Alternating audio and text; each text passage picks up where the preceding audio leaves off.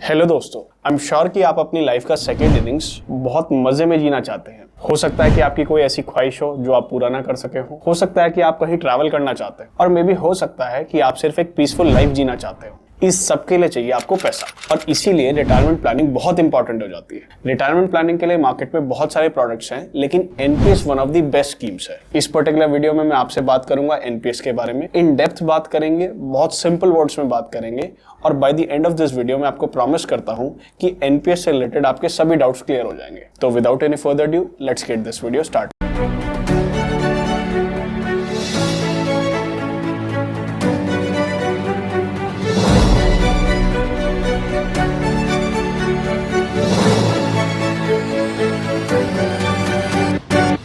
NPS एक voluntary retirement scheme है। इसको पीएफआरडीए रेगुलेट करता है। जैसे हमारा स्टॉक मार्केट हो गया उसको सेबी रेगुलेट करता है, या इंश्योरेंस सेक्टर हो गया उसको आईआरडीए रेगुलेट करता है। ऐसे ही जो हमारा एनपीएस का स्कीम है या रिटायरमेंट स्कीम्स जितनी भी होती हैं उन सभी को पीएफआरडीए रेगुलेट करता है। तो अब हम जानते हैं कि एनपीएस में ऐसा क्या है जो उसको one of the best retirement schemes बनाता है। सबसे पहले तो एनपीएस में एक लंबा लॉक इन पीरियड होता है, यानी आप लंबे टाइम इन्वेस्टेड रहते हैं जिससे आप एक बड़ा कॉर्पस कंपाउंडिंग का बेनिफिट उठा सकते हैं और एक बड़ा कॉर्पस क्रिएट कर सकते हैं। उसके बाद सेकंड बेनिफिट ये है कि ये ट्रिपल ई की कैटेगरी में क्वालिफाई करता है, यानी टैक्स बेनिफिट्स इसके बहुत ऑसम है। यानी जो आप पैसा डालते हो इसमें वो भी आपको टैक्स डिडक्शन मिल जाता है। उसके बाद जो रिटर्न्स होते हैं वो भी टैक्स फ्री होते हैं और उसके बाद जो मैच्योरिटी प्रोसीड्स होते हैं वो भी टैक्स फ्री होते हैं। थर्ड पॉइंट ये है कि कुछ इंस्ट्रूमेंट्स ऐसे होते हैं जैसे कि पीपीएफ हो गया, वो टैक्स के बेनिफिट्स तो देते हैं लेकिन वो एक लिमिटेड रिटर्न्स देते हैं, फिक्स्ड रिटर्न्स देते हैं। अच्छा, पीपीएफ में मैं ऑलरेडी एक वीडियो बना चुका हूं, तो अगर आप चाहते हैं कि पीपीएफ के बारे में आप नॉलेज गेन करें तो आप एक बार आई बटन पर क्लिक कर सकते हैं या आप डिस्क्रिप्शन बॉक्स में भी चेक कर सकते हैं, मैं लिंक उधर छोड़ दूंगा। तो अच्छा, पीपीएफ में क्या होता है, फिक्स्ड रिटर्न्स मिलता है, लेकिन एनपीएस में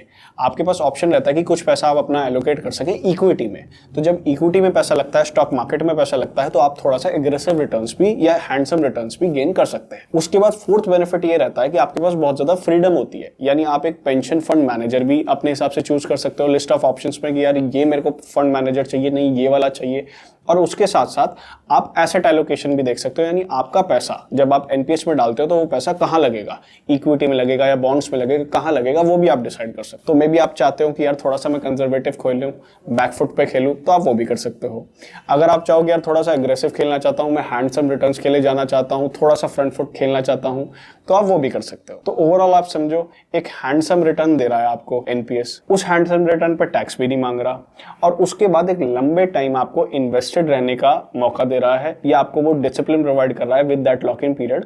तो आप एक बड़ा कॉर्पस क्रिएट कर सकते हैं। एनपीएस की दो फ्रीडम्स जैसे हमने अभी बात करी रहती हैं, एक तो एसेट एलोकेशन की और एक पेंशन फंड मैनेजर चूज करने की। सबसे पहले हम एसेट एलोकेशन पे बात कर लेते हैं। जो पैसा हम एनपीएस में डालते हैं वो पैसा चार जगह लगता है। एक तो इक्विटी में यानी स्टॉक मार्केट में आपका पैसा लगेगा, दूसरा क्या है कॉर्पोरेट बॉन्ड्स में, यानी जो प्राइवेट ऑर्गेनाइजेशंस हैं उनको लेंडिंग की जाती है, उधार पे पैसा दिया जाता है। उसके बाद गवर्नमेंट सिक्योरिटीज में, यानी जो सरकार है उसको पैसा दिया जाता है ब्याज पर। और उसके बाद है ऑल्टरनेटिव इन्वेस्टमेंट्स जिसमें कि आपका आरईआईटीज आता है, आईआईटीज आता है, एआईएफ्स आता है। इक्विटीज में आपका हाई रिस्क रहता है लेकिन रिटर्न्स मिलने के चांसेस भी हाई रहते हैं। उसके बाद आपका गवर्नमेंट सिक्योरिटीज जो होते हैं उसमें आपका लोएस्ट रिस्क होता है लेकिन रिटर्न्स भी लोएस्ट होते हैं। कॉर्पोरेट बॉन्ड्स में आपको मॉडरेट रिटर्न्स मिलेंगे लेकिन मॉडरेट रिस्क रहेगा। और उसके बाद जो ऑल्टरनेट इन्वेस्टमेंट्स हैं उसमें वेरी हाई रिस्क रहता है लेकिन at the same time returns भी वेरी हाई मिलने के चांसेस रहते हैं। एज एन एनपीएस सब्सक्राइबर आपके पास दो ऑप्शन रहते हैं, या तो एक्टिव मोड आप सेलेक्ट कर सकते हैं या ऑटो मोड। अगर आप एक्टिव मोड सेलेक्ट करते हैं तो आपके पास डिसीजन मेकिंग पावर रहती है कि आपका एनपीएस का पैसा कहाँ पे लगेगा, लेकिन इसकी दो कंडीशंस रहती हैं। इक्विटी में जब आप पैसा डालते हैं तो एक मैक्सिमम लिमिट होती है कि इससे ऊपर आप इक्विटी में पैसा नहीं डाल सकते। Up to the age of 50 आप मैक्सिमम 75% अपना पैसा इक्विटी में डाल सकते हैं और जैसे जैसे एक साल आपका बढ़ता जाता है तो ये मैक्सिमम लिमिट 2.5% से कम होती जाती है और बाय द एज ऑफ 60 आपकी ये लिमिट 50% पे आ जाती है। इसका मतलब क्या हुआ कि मैक्सिमम आप इतना परसेंट पैसा अपना इक्विटी में डाल सकते हैं, लेकिन आप चाहें तो सारा का सारा पैसा आप अपना बॉन्ड्स में डाल सकते हैं, गवर्नमेंट सिक्योरिटीज में डाल सकते हैं। ये मैक्सिमम लिमिट है इक्विटी। सेकंड कंडीशन ये है कि आप एआईएफ्स यानी ऑल्टरनेट जो इन्वेस्टमेंट्स हैं उसमें मैक्सिमम 5% पैसा ही डाल सकते हैं। इस सब रूल्स का ऑब्वियस रीजन है, गवर्नमेंट समझती है कि ये पैसा आपका रिटायरमेंट के लिए है, तो वो नहीं चाहती कि आप बहुत ज्यादा जोश में आके रिस्क ले लें और सारा का सारा कॉर्पस एक रात में खो दे, क्योंकि स्टॉक मार्केट में और एआईएफ में कहीं ना कहीं रिस्क हाई होता है और पैसा डूबने के चांस भी रहते हैं। और जैसे जैसे आपकी एज बढ़ती है तो गवर्नमेंट ये भी समझती है कि आपकी रिस्क टेकिंग पावर कम होती जाती है, तो इसीलिए maximum allowable limit for equity वो धीरे धीरे नीचे करती जाती है। सेकंड आता है ऑटो मोड। अब कुछ अपने भाई बंधु ऐसे हैं यार जो लोग टेंशन नहीं लेना चाहते कि यार कितना पैसा इक्विटी में डालूं, कितना बॉन्ड्स में डालूं, कितना गवर्नमेंट सिक्योरिटीज में डालूं, उस रिसर्च वगैरह में नहीं पढ़ना चाहते। कुछ चाहते हैं कि यार मेरे को बिल्कुल भी टेंशन नहीं लेनी, मैं तो पैसा दे सकता हूं और कोई बंदा अच्छी तरह मैनेज कर ले बस उसको। तो उनके लिए आता है ऑटो मोड। ऑटो मोड में उनके पास 3 ऑप्शंस रहते हैं। एक तो या तो वो एग्रेसिव खेल सकते हैं, या मॉडरेट खेल सकते हैं, और या कंजर्वेटिव खेल सकते हैं। एग्रेसिव मोड में क्या होता है, up to the age of 35 years उनका 75% पैसा इक्विटी में लगता है और बैलेंस का पैसा ऑब्वियसली गवर्नमेंट बॉन्ड्स में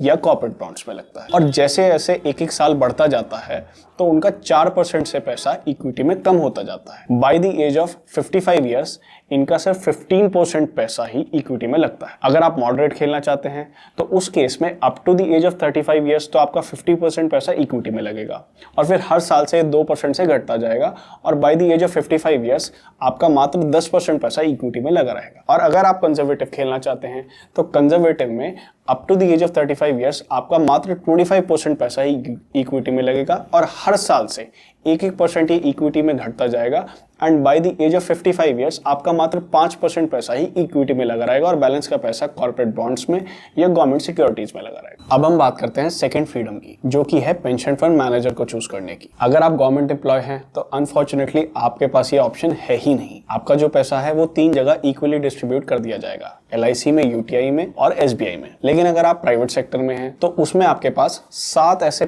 पेंशन फंड मैनेजर्स हैं जिसमें से आप किसी को भी सेलेक्ट कर सकते हैं। करंटली जो लार्जेस्ट मार्केट शेयर है वो SBI के पास है। कोई भी बंदा जो 18 से 65 साल की उम्र के बीच में है वो NPS में इन्वेस्ट कर सकता है। एक रेजिडेंट इंडियन तो ऑब्वियसली पैसा इन्वेस्ट कर ही सकता है, यहाँ इसके साथ साथ NRIs भी इन्वेस्ट कर सकते हैं, लेकिन इसमें जॉइंट अकाउंट नहीं खोल सकता और ना ही HUF से इन्वेस्ट कर सकती है। अब बात करते हैं अकाउंट ओपनिंग की। अकाउंट खुलवाने के 2 तरीके हैं, या तो आप बैंक ब्रांच चले जाएं। बैंक ब्रांचेस को बेसिकली POPs बोलते हैं, यानी पॉइंट ऑफ प्रेजेंस बोलते हैं। वहां पे आपके साथ एक रजिस्ट्रेशन फॉर्म भरवाया जाएगा और KYC किया जाएगा। उसके बाद आपको एक 12 डिजिट का यूनिक पैन नंबर दे दिया जाएगा। एक बंदे का सिंगल पैन नंबर रहता है थ्रू आउट द लाइफ, यानी आपको शुरू से लेकर एंड तक उसी में पैसा डालना है। अगर आपकी कंपनी चेंज भी होती है या मे बी आपने शेयर चेंज कर दिया तो ये अकाउंट शिफ्ट हो जाता है, लेकिन ऐसा नहीं कि आप एक नया अकाउंट खुलवा लें। जब आप अकाउंट खुलवाते हैं तो आपको एक मिनिमम 500 रुपए का डिपॉजिट करना पड़ता है और हर साल इस अकाउंट को एक्टिव रखने के लिए 500 रुपए का डिपॉजिट करते रहना पड़ेगा। इन केस अगर आप वो नहीं करते तो अकाउंट इनएक्टिव हो जाएगा, लेकिन उसको रीएक्टिवेट कराने के लिए एक सिंपल तरीका है,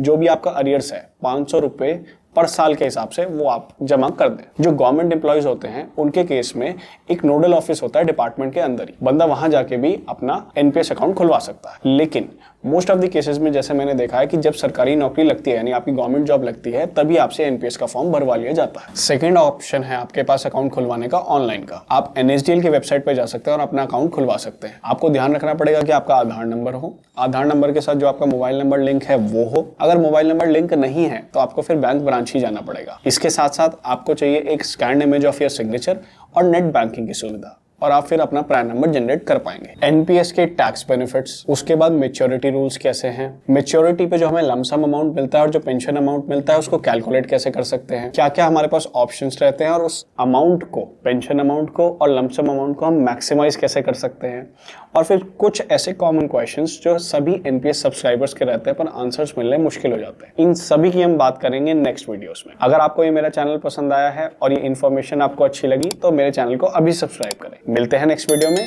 अंटिल देन।